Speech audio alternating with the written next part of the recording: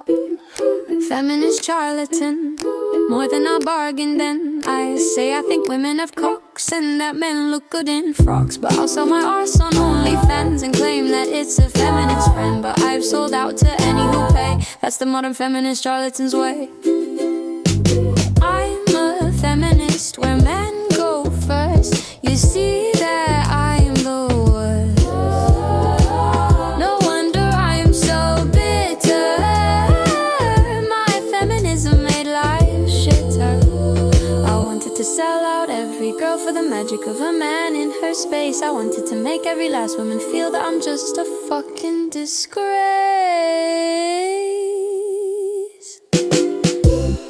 Feminist charlatan, more than I bargained, and I say I think women have cocks and that men look good in frocks, but I'll sell my arse on OnlyFans and claim that it's a feminist friend. But I've sold out to any who pay. Hello, good afternoon. How the devil are you? I'm hot, then I'm cold, then I'm hot. I thought we'd talk about Olivia Colman. I was going to do something yesterday, but I was with my daughter in a hospital yesterday, so I couldn't. She is a complete spanner. You're absolutely right. Old school. So she's in a new film called Jimpa, and I thought I'd play you the official trailer, and then we'd listen to some people talking about it before we see what Olivia Colman said. And I just want to say, for a woman that has felt not feminine and non-binary, she does like to wear quite lavish, expensive dresses on, award ceremonies. So I simply don't believe her. I feel there's something. Anyway, I'll get into that in a minute. So let's have a look at this tedious looking film. Tell us about your film. So it's a personal story about my parents. That's supposed to be an Australian accent, by the way. Just saying. It starts in Adelaide in 1977. They build a home together and they coach each other through life to make a good family. But he's considered too political, too controversial, and so he says he needs to leave. He needs to find opportunities in a more progressive part of the world. You weren't hurt or angry at your father leaving? Have you talked to him about your film yet? You're worried that he's not going to give you his blessing? Maybe. Hello! Come here. Everyone, this is Francis. I was thinking Francis needed to get out of Adelaide before it suffocates them. You can live with me. Is that what you want? At some point, he is going to hurt Francis. There's no What? A man that walked out on his children to pursue such thing as bisexuality. his homosexual life, lied to everyone, and then fucked off. Why would you say that? Let me just say, I don't care whether you're gay or straight. If you're leading some sort of double life, you're a deceitful piece of shit. Sexuality. Maybe tone it down a bit. Tone what down? Just because he's got all these very admirable ideals doesn't mean... So let me just clue you in here. Sophie Hyde, who's this film is about, is the mother of the girl pretending to be not a girl. And it's based on her own story. Necessarily puts them into practice.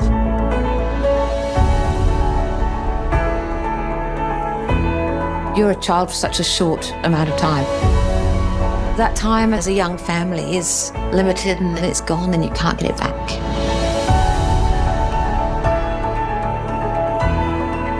It's about a daughter learning to not need her father so much, and her being grateful for that.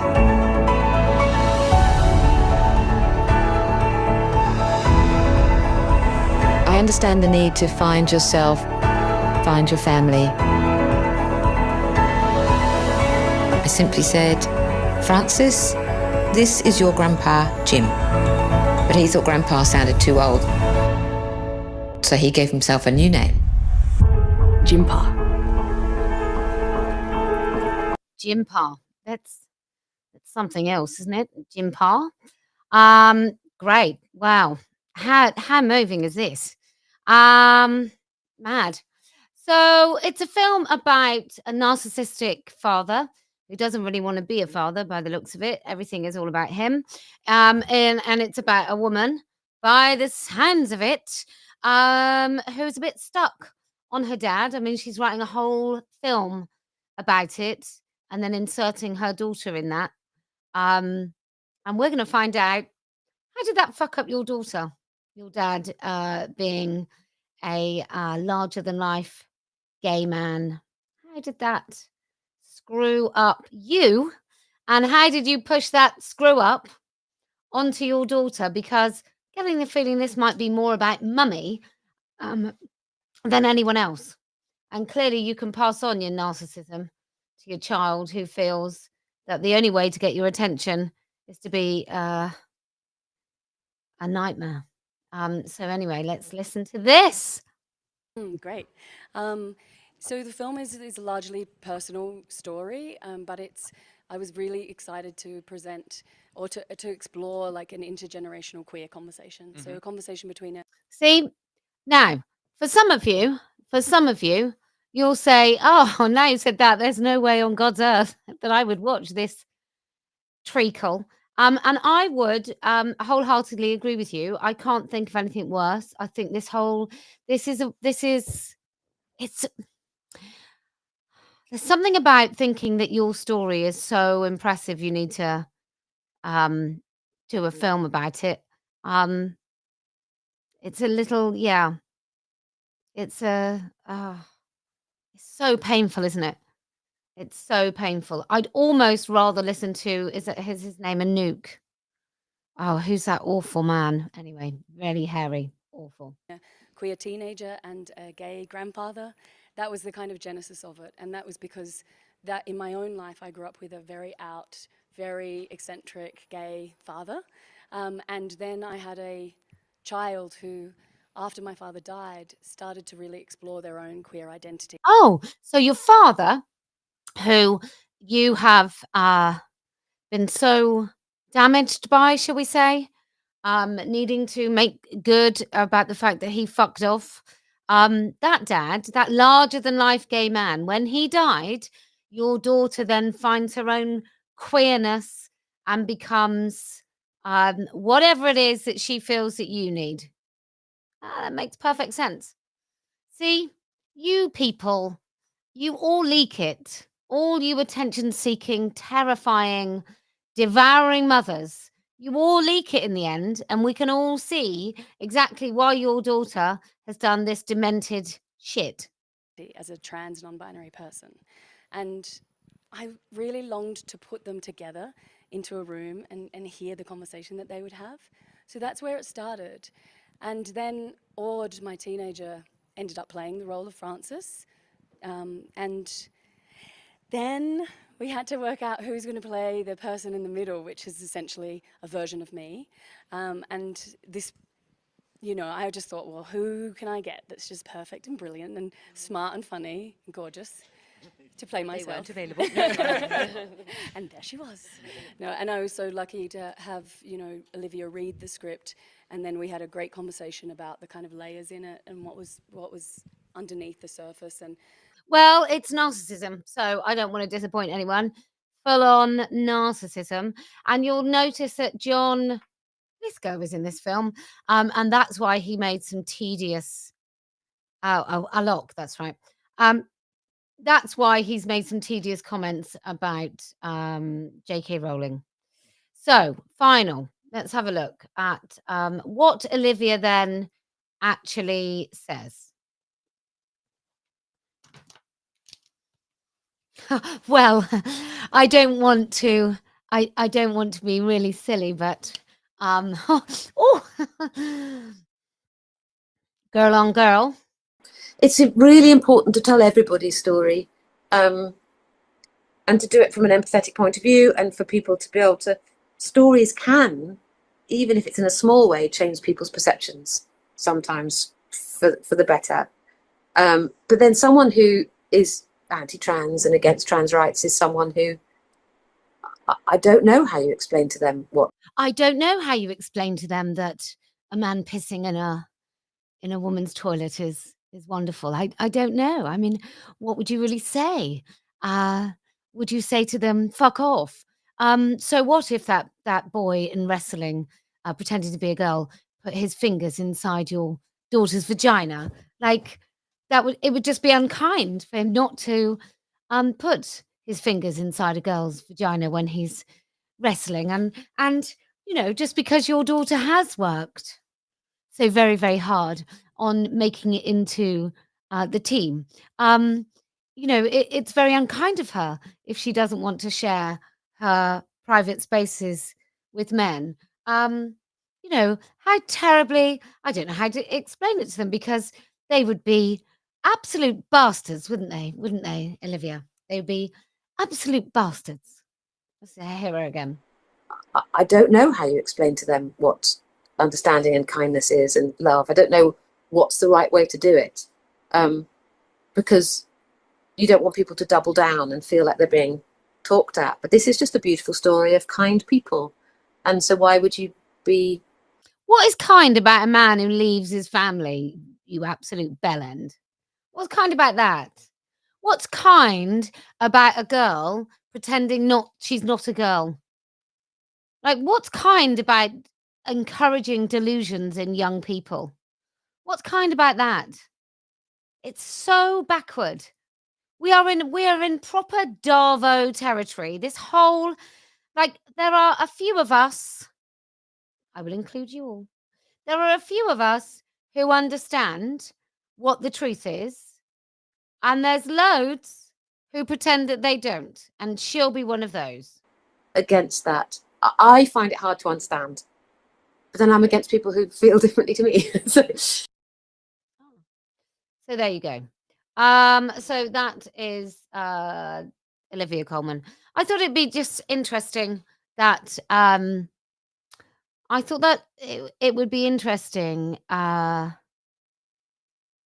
to see why. Like, often, if you're a bit stupid, if you're a bit shallow, if you don't really think about what this ideology actually is doing, this ideology actually says to that girl, you can't be unattractive and have short hair and not play the feminine game, which clearly your mother doesn't, and then your mother holds her father, flamboyant, progressive gay man, apparently, in high regard. And there doesn't seem to be a father in the picture. And then when your mum loses her dad, you kind of replace him with this queer shit. And all of it is so fragile. All of it is so fragile, which is a mark of something that isn't real or true. Fragility and this consistent kind of reminds me of Islam. If you were reading something that was the word of God, would you need to do it 5 times a day? Would you? I don't think you would. If you genuinely believe that you were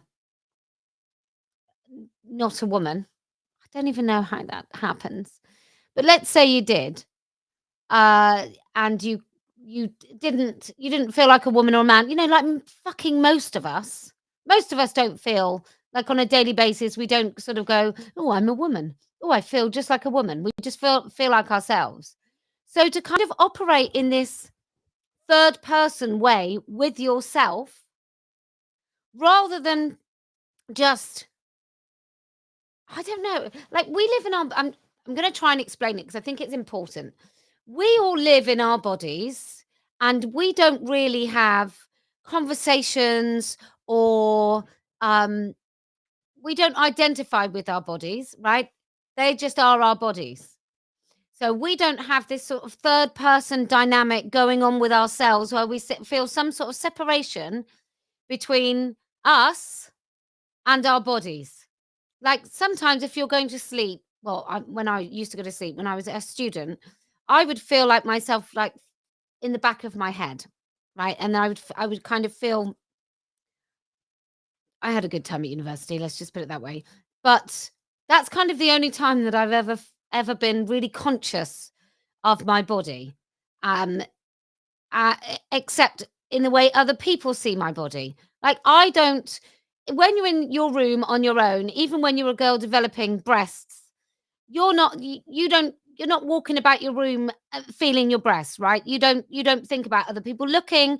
It's when you have an exchange with the rest of the world that you then become conscious of how you look, or how fat you are, how thin you are, how tall you are, whatever. Because then you have somebody else and you kind of see yourself a little bit through their eyes, or you feel that you know how they're thinking about you and so on, like when you're younger. So this idea that you then have a performance of something, or you think that it's that important that you can tell somebody else how to think about you, is insane. It's just completely insane. And it's really unhealthy to have this kind of, like, that girl must think every time she meets someone new, she must A, think, do they know I'm a woman? B, that she must think, oh, are they going to call me a woman? How am I going to correct them? Did that person just walking past know I'm a woman? It's like it's just demented. It's just utterly demented. And anybody with half a brain who is encouraging this sort of third person presentation, this Instagram personality, this sort of person that actually, when that girl walks, she's a woman. Her hips are woman. Her fat deposits are woman. Uh, uh, you know, if she seemed to have a figure like her mother's. She's inescapably female, like everybody who's female. But some females look a lot more curvy female than others, and she's one of those. So it's just to play that game, to think that sort of make believe, that performance is any way to live, and that is in any way an act of kindness, is really, really so stupid. And I don't believe it at all. I just don't believe it at all. Look. Oh, let me just tell you about my event. On the 27th of June, I am going to be either marching, walking, or having a Let Women Speak in Whitechapel, Tower Hamlets. And the reason I've decided to do that is a few weeks ago, UKIP, who I don't particularly know very well, but UKIP were going to march, and the police said no because of the backlash. So because of the protest against people walking, people in this country were told that they weren't allowed to walk somewhere. Now, can you imagine the police doing that to the Palestine? I can't. Although I am pleased to see a few more tough measures against those. But anyway, so I've decided that we are going to have a women's march through Tower Hamlets, Whitechapel in particular, exactly where they were going to march. And we'll see if the police say no to us. So that's the 27th of June. I'm giving you plenty of notice because I think it's really important. Whitechapel and Tower Hamlets is well known for women wearing face coverings. And that is not something that I think is okay in the United Kingdom. And I think you should be looking at Iran very, very closely, and Lebanon and Afghanistan, but in particular Iran and even Egypt, and having a look at what happens when Islam takes over. And what's really worrying is the Green Islam Alliance, like the Red Green Alliance, or the Red Black Alliance, or the Green Black Alliance, whatever it's called. The shit with other shit. those people coming together is exactly how Islam has operated before. And when I say Islam, I mean Muslims, and how they've done this before and then taken over. But we have got a big issue in this country. We've got super mosques being built. We've got more and more women. I saw a woman here. Now, I live in a small town. I saw a woman wearing the niqab the other day. I do not want that to be a normal thing that everyone sees in this country at all. So, anyway, 27th of June, we're going to go and march. Make it look, if you want to save this country at all, if you don't want your daughters to be treated like whores for stepping out with their faces covering, then you better buck up, because you can wait if you like. You can wait until it's all over and we've lost all of our rights, or you can stand up now. Because if you like, freedom is not something you should take for granted ever. Ever. Look, if men are always invited. If you want to come on the march as well, you are more than welcome. But it will be, like everything that I do, it is predominantly, or rather, woman focused.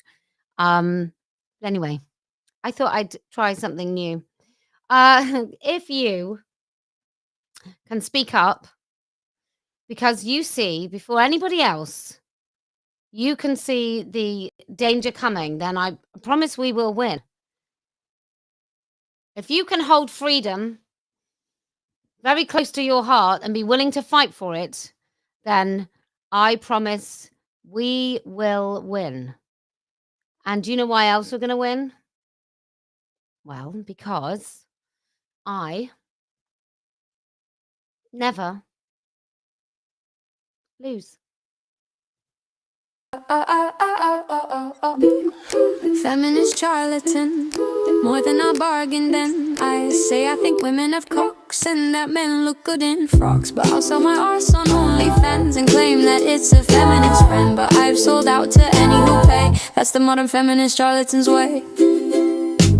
I'm a feminist where men go first. You see that I'm the worst. No wonder I'm so bitter. My feminism made life shitter. I wanted to sell out every girl for the magic of a man in her space. I wanted to make every last woman feel that I'm just a fucking disgrace.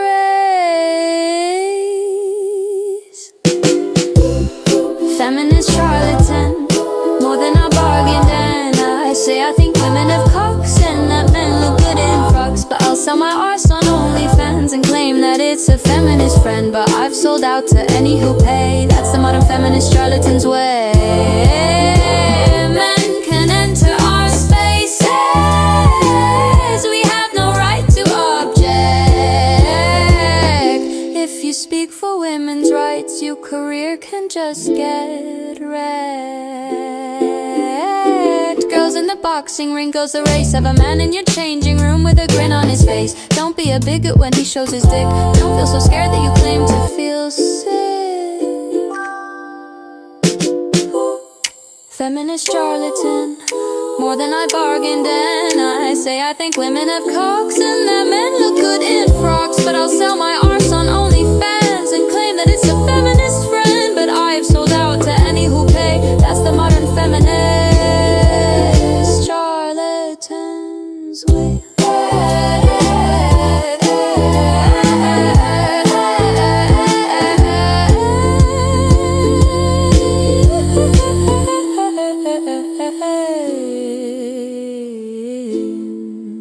Men can enter our spaces. We have no right to object.